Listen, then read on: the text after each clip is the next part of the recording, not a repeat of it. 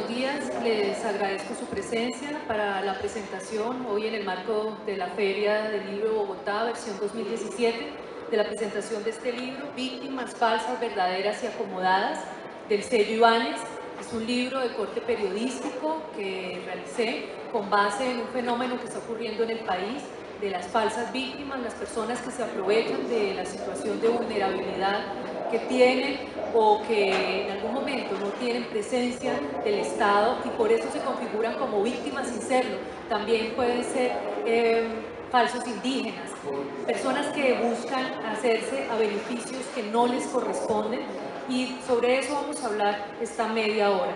Para iniciar quiero decirles que me acompañan esta mañana José Jaime Uzcategui, es experto en gobierno y relaciones internacionales, es el hijo del general Jaime Uzcategui, el tema que vamos a hablar más adelante, que es el tema que disparó las alarmas en Colombia sobre la presencia de falsas víctimas en algunos procesos importantes del país. También me acompaña el mayor Juan Ascuntar Chaucanés. Él es el gobernador del Cabildo Indígena de Túquerres. Él ha hecho una denuncia y ha ganado de su puño y letra varios procesos, demostrando cómo un colono que no es indígena los ha gobernado durante 15 años. Él en su lucha hoy va a ampliar las denuncias sobre este tema. Además de eso, pues nos están siguiendo por Periscope en Twitter. Les agradezco mucho a todos nuestros seguidores y vamos a iniciar con el video con el cual quiero adentrarlos en este tema, porque no solamente es un libro, sino también tiene un documental que está en mi canal de YouTube. Son 3 capítulos, 3 documentales, y esta es la versión resumida, el abrebocas de lo que son esos documentales y de lo que es el libro. Se aprovecharon de que yo no sabía bien de letra. Se aprovecharon que ellos iban y hacían los papeles, firme aquí, y yo como una boba, firme, y firme, pero nunca supe qué firmé. Y ese es mi delito, ese es mi delito.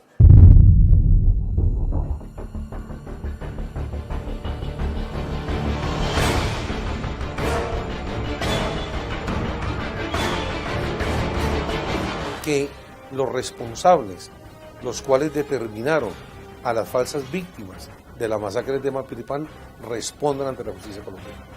En la que se evidencia que mi proceso ha sido manipulado con falsas víctimas, falsos testigos. El hecho de que haya habido falsas víctimas no desvirtúa el hecho real de la masacre.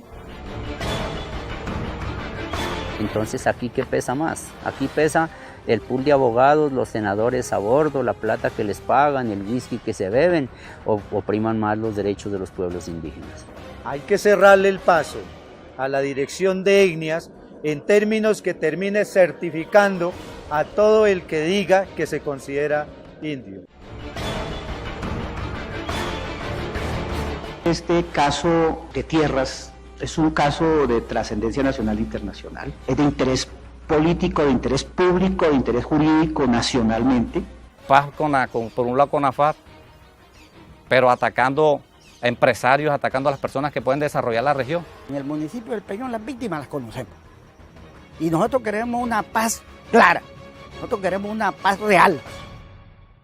Por lo general pueden ir de 6 a 12 años o un poco más.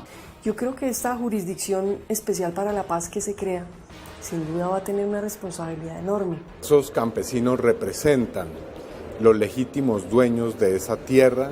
Los falsos testigos y las falsas víctimas están a la orden del día. Y para que además queden incluidos en un sistema que a mi modo de ver es supremamente asistencialista y que no contribuye realmente a que las personas superen su situación de vulnerabilidad. Y ya nos adentramos en el tema. Vamos a empezar a hablar del tema de las falsas víctimas, un fenómeno que realmente se prendieron todas las alarmas con ocasión del caso de la masacre de Mapiripán, y tengo pues aquí a mi lado a José Jaime Uzcategui. Él es una de las personas que ha sido víctima de esas falsas víctimas. Su padre, el brigadier general Jaime Uzcategui, que está condenado a 37 años de prisión por supuesta omisión en ese caso de esa masacre. José Jaime, muchas gracias por acompañarnos hoy en la Feria del Libro. Muchas gracias, un saludo a las personas que nos siguen, gracias. Empecemos por hablar, para usted, ¿qué es una falsa víctima? Bueno, después de tantos años de violencia en Colombia, pues son millones las personas que son víctimas de esta confrontación armada. Lamentablemente hay personas y abogados que se han aprovechado de ese dolor verdadero y se han querido convertir en víctimas dentro de los procesos judiciales que se adelantan por esos hechos. Conozco de primera mano el caso de la masacre de Mapiripán, como lo decía el exfiscal Gómez Méndez en el video que acabamos de ver. Que hoy existan personas que fueron falsas víctimas, eso no desvirtúa la ocurrencia de un hecho real y palpable como la masacre de Mapiripán. Pero lo vergonzoso en este caso es que próximamente se van a cumplir 20 años de la masacre. Eso fue el 15 de julio de 1997 y ya vamos para el 15 de julio del 2017 y la justicia ni siquiera nos puede decir con certeza cuántas muertes hubo en Mapiripán, cuántas muertes son verdaderas, cuántas víctimas ocurrieron, pero sí tiene la certeza de que un general de la República es culpable y debe pagar una condena de casi 40 años, que es una cadena perpetua para un hombre como mi papá, que ya tiene 68 años de edad, entró con 50 años a la cárcel y hoy ya tiene 68 años y sigue preso. Y como yo lo he insistido una y otra vez y lo seguiré insistiendo hasta el último de mis días, mi padre no ha tenido garantías, que es lo que se está pidiendo, porque si la justicia, si la Fiscalía General de la Nación ni siquiera se tomó la molestia de verificar qué personas murieron y en qué condiciones, pues es evidente que el proceso ha sido manipulado y viciado desde un comienzo y en esa medida no hemos tenido garantías más. Hablemos de las víctimas. Mire, la Fiscalía en algún momento dijo que eran 77, con base en algunos testimonios de esas personas que después se demostró que son falsas víctimas. Muchas de ellas ya están condenadas, como Mariela Contreras, la mujer que ustedes vieron en el video, tiene 66 años, está condenada a 6 años de prisión intramural en establecimiento carcelario. De esas 77 víctimas, después los paramilitares que reconocieron que estuvieron en Mapiripán, dijeron que eran alrededor de 40, pero la Fiscalía realmente, José Jaime, ha demostrado que solamente tiene la certeza de 9 víctimas. Sí, aquí hay una cantidad de números y esto se vuelve casi que un trabalenguas, pero ¿qué es lo que sucedió? Estas personas, los paramilitares, las Autodefensas Unidas de Colombia, que ya en su política de terror habían logrado pacificar, entre comillas, el Urabá antioqueño, en el año 97 toman la decisión de nacionalizar ese modelo y llevar a esas autodefensas al sur del país, que era la cuna de la guerrilla y donde la guerrilla tenía un control absoluto. 2 o 3 meses antes de la masacre de Mapiripán, la guerrilla de las FARC se daba el lujo de convocar a las autoridades de Mapiripán, hacerle un juicio popular a las autoridades y si encontraban que el alcalde y las autoridades del municipio no estaban cumpliendo con su función, pues tomaban todo tipo de medidas y represalias. Yo creo que nos podemos extender un poquito más, ¿cierto? No hay tanto afán con el tiempo y les agradezco para que podamos llegar a un nivel de detalle como el que propone el libro y no quedarnos con un análisis superficial y decir que todo en el país son falsas víctimas o todos son falsas acusaciones o todos son falsos positivos o todos son violaciones de derechos humanos, porque esto tiene muchos matices y le agradezco de verdad a las personas que se han interesado en este tema, empezando por Nancy, que como autora del libro se da la tarea de profundizar en el fenómeno y llegar a un diagnóstico un poco más profundo de esta realidad. Entonces les decía que los paramilitares toman la decisión de nacionalizar ese modelo, transportan a por lo menos 30 o 40, tampoco se sabe cuántos paramilitares llegaron. Muchas versiones dicen que 60 incluso, ¿no? Pero llegan en 2 aviones desde el Urabá antioqueño, llegan a plena luz del día a un aeropuerto que estaba completamente militarizado, donde la policía antinarcóticos tenía su base más grande de todo el país, en su momento comandada por un general Leonardo Gallego desde Medellín.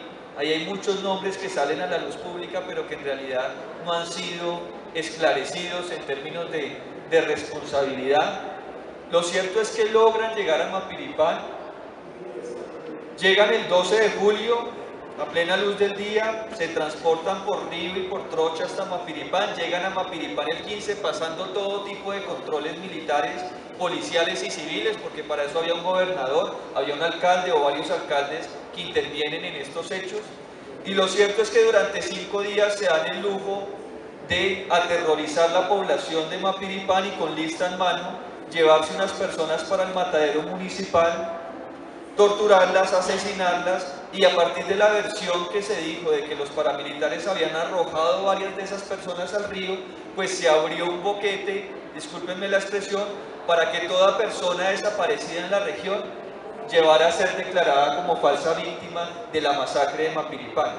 En ese momento Carlos Castaño, criminal, jactándose de su política de terror, dijo que habían asesinado 47 o 49 personas en esa masacre, que en realidad no se reduce al lapso entre el 15 y el 20 de julio, sino que ellos permanecieron en la región y hubo muchas matanzas y todos esos muertos se los quisieron acomodar a esa semana del 15 al 20 de julio. Y como este criminal Castaño dijo que habían asesinado 47 o 49 personas, a partir de ese momento todo el mundo empezó a trabajar con esa cifra oficial. Pero no solamente las autoridades, sino los abogados que supuestamente iban a representar a esas verdaderas víctimas, y empezaron a llenar esa bolsa con nombres que llegamos incluso a tener la cifra de 77. Pero es que los abogados son bastante cínicos y yo sí hago este llamado acá. El colectivo de abogados José Alvear Restrepo, que fue el que representó a estas víctimas, que lleva una labor de defensa de los derechos humanos de varias décadas y pueden haber cumplido un papel muy loable y muy digno en otros casos, pero en este caso no solamente se equivocaron, sino que delinquieron y se enriquecieron a costa de las falsas víctimas de Mapiripán. Entonces, a partir de esas 49 personas, ¿qué pasó? ¿Quién nos puede decir en realidad cuántos son o cuántos no son? Ya que el Estado colombiano es incapaz y tenemos una justicia fallida, y por eso ha tenido que intervenir la Corte Interamericana de Derechos Humanos. En el 2005 la Corte Interamericana dijo: hemos logrado llegar a una certeza que fueron 20 de esas 49, al menos 20 víctimas reconocidas, las reconoce el Estado colombiano, el Estado es condenado y el Estado tiene que reparar a esas 20 familias. Pero ¿saben qué es lo grave? De esas 20, 14 son falsas víctimas comprobadas ya en Colombia. Entonces son falsas víctimas avaladas por la justicia colombiana, avaladas por el sistema interamericano, y todo por culpa de un colectivo de abogados que, con el afán de enriquecerse y hecho las denuncias una y otra vez, pero estos abogados no son llamados o no son vinculados a estos procesos de falsas víctimas porque lamentablemente son intocables en la Fiscalía General de la Nación. Entonces, con eso concluyo y discúlpenme que me extienda. Aquí todo el mundo aplaude la condena al general Uzcategui. Los verdaderos responsables de la masacre, los que les tendieron tapete rojo a los paramilitares y permitieron ese delito atroz, así hayan sido 5, 10 o una la víctima, pero es un delito atroz el que se cometió con la complacencia del Estado, y eso lo aplauden los verdaderos responsables que con la condena de mi papá han logrado desviar la investigación y que ese hecho quede en la impunidad. Y la contraparte, que quiere la condena de un general, al colectivo le importa muy poco si es culpable o no es culpable, lo importante es que sea general de la República y condenado por paramilitarismo, y que ese sea el trofeo que exhiben en el exterior y que les sirva de insumo para cobrar indemnizaciones millonarias. Estamos hablando de 15.000 millones de pesos. ¿Cuántos acueductos no se hubieran podido construir en Mapiripán con 15.000 millones de pesos? Les pregunto a ustedes. Y esa plata está en los bolsillos de estas personas, que en algunos casos sí son víctimas, los que vieron en el video, pero que lamentablemente buena parte de esa plata se perdió porque se la robaron los abogados corruptos, porque en Colombia hasta las masacres se las roban. José Jaime, una cosita. Su papá lleva ya 15 años detenido, 18, estuvo un tiempo detenido, después estuvo libre, después lleva ya 15 años nuevamente detenido.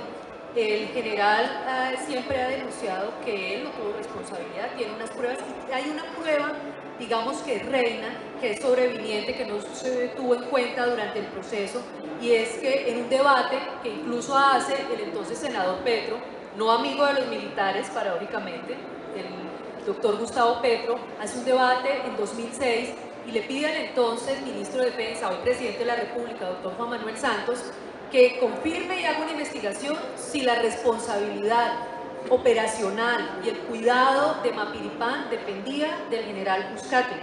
¿Qué dice esa carta de 2006, de finales de 2006, que escrita y firmada por el propio presidente de la República, entonces ministro de la Defensa? Sí, es muy importante, es un punto clave.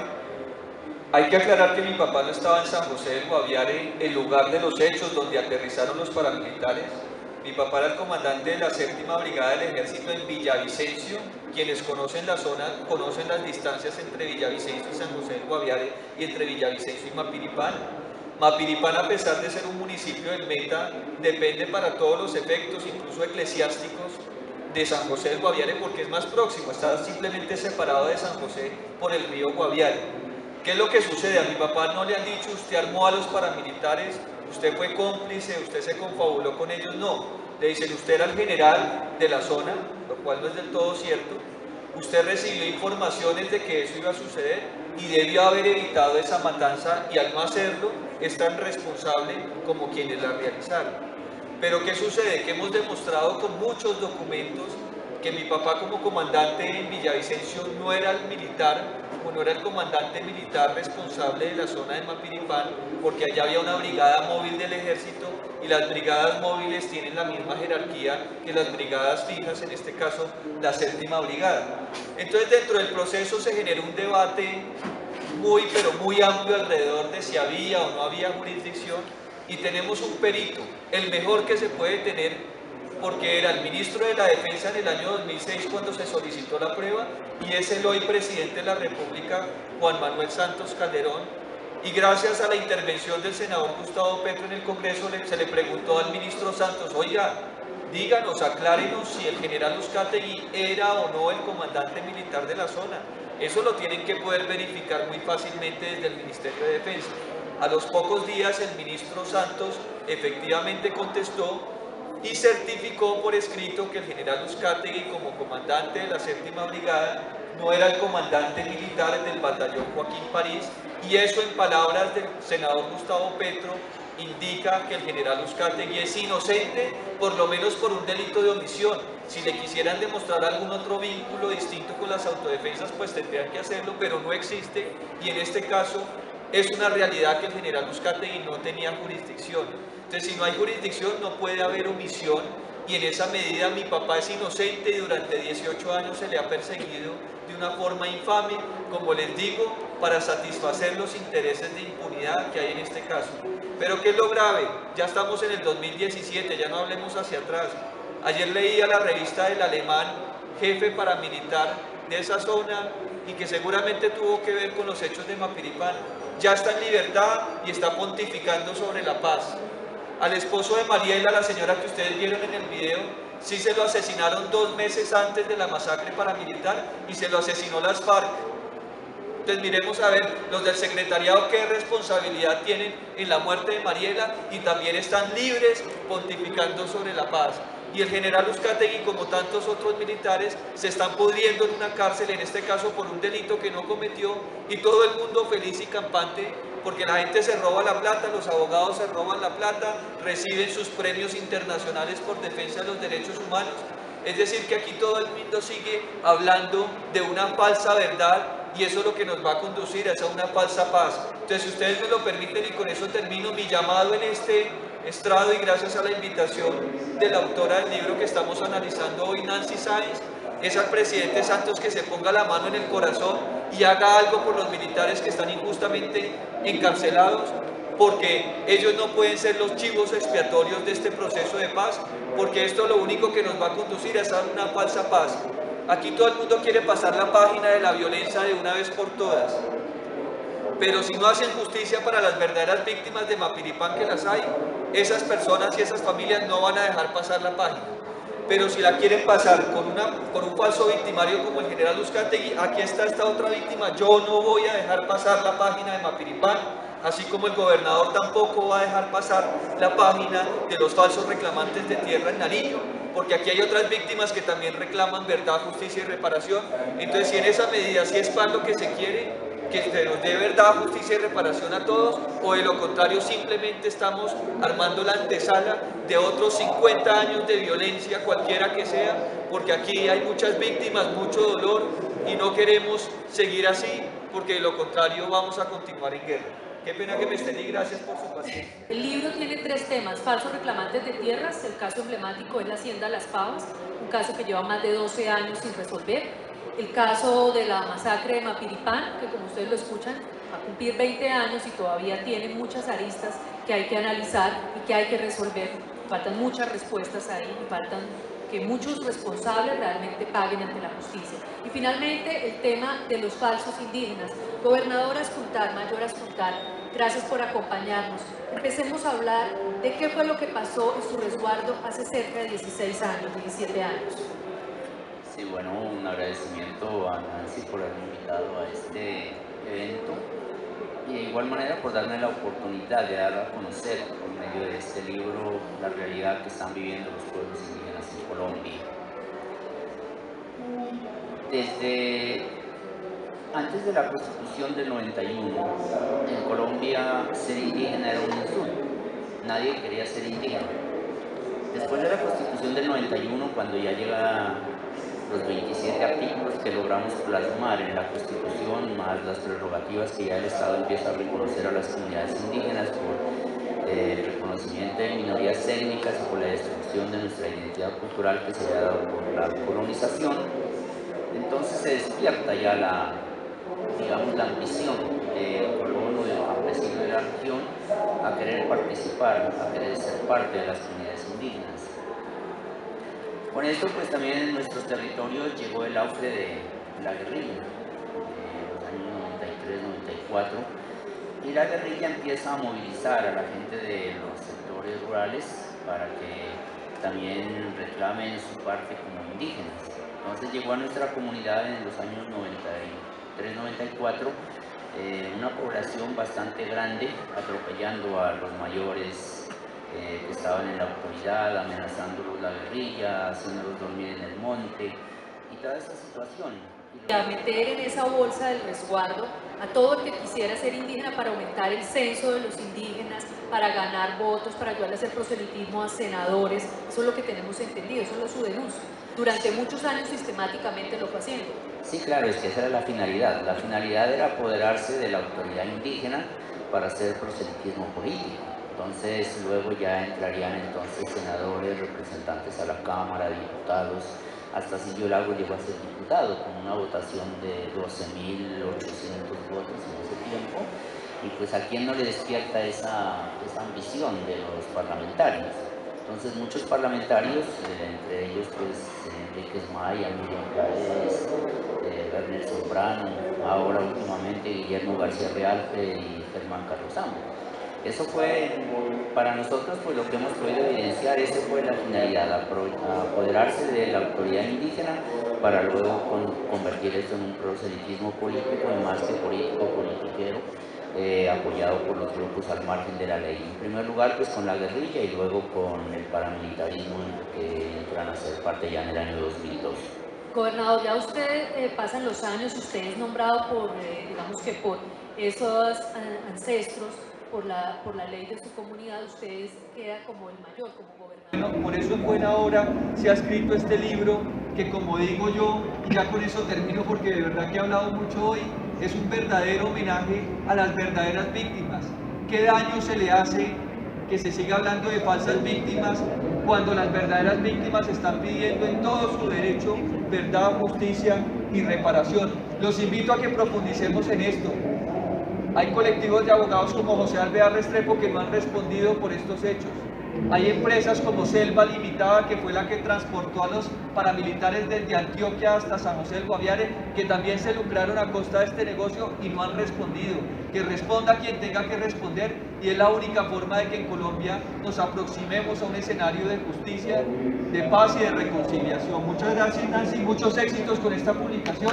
Y la pregunta que yo te haría, ¿qué viene ahora después del libro? Bueno, viene una reflexión para todos los que lo tienen, para los que lo quieren consultar en los documentales en YouTube, sobre hacia dónde debe apuntar el modelo de asistencia a las víctimas en Colombia con ocasión del posconflicto. Muchas gracias, Mayor Askuntar, por haber venido desde Túquerres para estar hoy en la Feria del Libro, para compartir su denuncia con las personas que nos acompañan hoy. Sí, un agradecimiento a ti. Es verdad que me tocó hacer una travesía muy grande porque iba a salir ayer de Pasto en avión, pero no, por el mal tiempo no pude, me atreví a venir en bus hasta Cali y llegar, por eso llegué directo aquí. Para mí es una honra estar aquí y una oportunidad para decirles a mis comunidades, a mis pueblos indígenas, que aquí tienen un indio que va a defender sus derechos, cueste lo que le cueste, porque los pueblos indígenas no podemos seguir siendo masacrados por el mismo Estado, por la complicidad que ellos tienen con los grupos politiqueros y con los grupos al margen de la ley. Muchas gracias, gobernador. De verdad, muy amable por haber estado hasta acá, por demostrar su valentía a pesar de tener ya 6 atentados encima. Acá está otra vez haciendo defender los derechos de los indígenas. A todos ustedes, muchas gracias por habernos acompañado en estos minutos para ponerle cuidado, poner la lupa ahí, para que solamente se reconozca a las víctimas verdaderas, a los indígenas verdaderos, a los verdaderos reclamantes de tierras, a los verdaderos, y se busquen a los verdaderos responsables de los actos que ocurrieron con ocasión de la guerra en Colombia. Muchas gracias.